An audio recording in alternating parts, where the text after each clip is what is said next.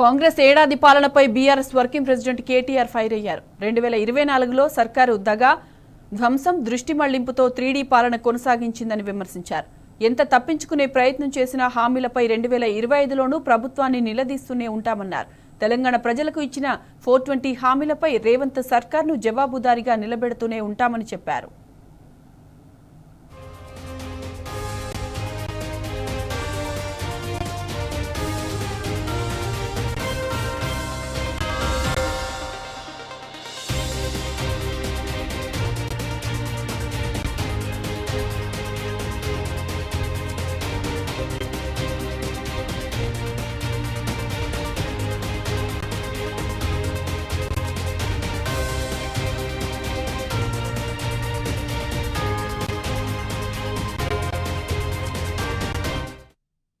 కాంగ్రెస్ ఏడాది పాలనపై BRS working president KTR fire అయ్యారు.